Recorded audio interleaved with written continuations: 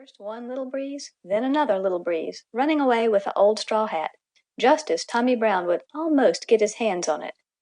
Down past the Smiling Pool and across the Laughing Brook they raced and chased the old straw hat, Tommy Brown running after it, very cross, very red in the face, and breathing very hard. Way across the Green Meadows they ran to the edge of the wood, where they hung the old straw hat in the middle of a thorn tree. By the time Tommy Brown had it once more on his head, he had forgotten all about Mrs. Redwing and her dear little nest.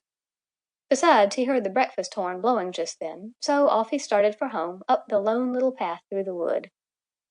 And all the Merry Little Breezes danced away across the Green Meadows to the swamp where the bulrushes grow, to see the new speckled egg in the dear little nest where Mrs. Redwing was singing for joy.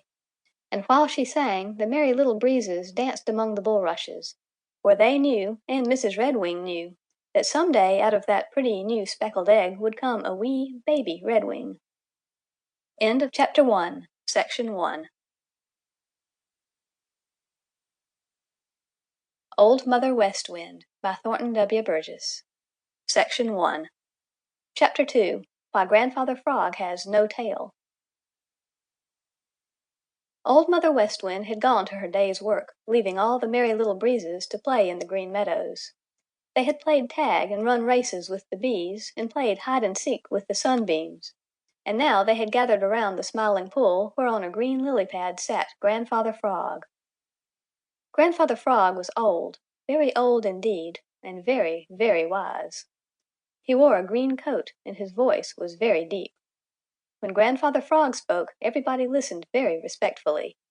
Even Billy Mink treated Grandfather Frog with respect, for Billy Mink's father and his father's father could not remember when Grandfather Frog had not sat on the lily pad watching for green flies. Down in the Smiling Pool were some of Grandfather Frog's great-great-great-great-great-grandchildren. You wouldn't have known that they were his grandchildren unless someone told you. They didn't look the least bit like Grandfather Frog. They were round and fat and had long tails, and perhaps this is why they were called pollywogs. "Oh, Grandfather Frog, tell us why you don't have a tail as you did when you were young," begged one of the Merry Little Breezes.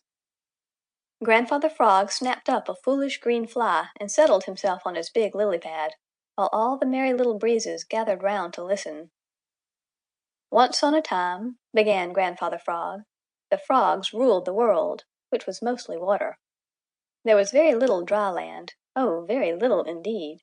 There were no boys to throw stones, and no hungry mink to gobble up foolish frog babies who were taking a sun bath."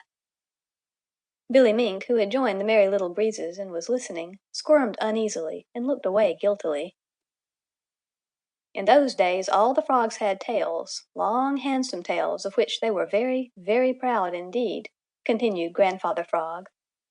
"The king of all the frogs was twice as big as any other frog, and his tail was 3 times as long. He was very proud, oh, very proud indeed of his long tail. He used to sit and admire it until he thought that there never had been and never could be another such tail. He used to wave it back and forth in the water, and every time he waved it, all the other frogs would cry, 'Ah!' and 'Oh!'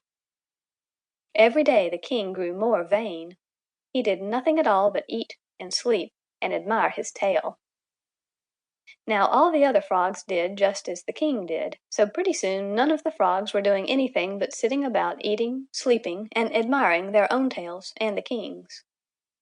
Now you all know that people who do nothing worth while in this world are of no use, and there is little room for them.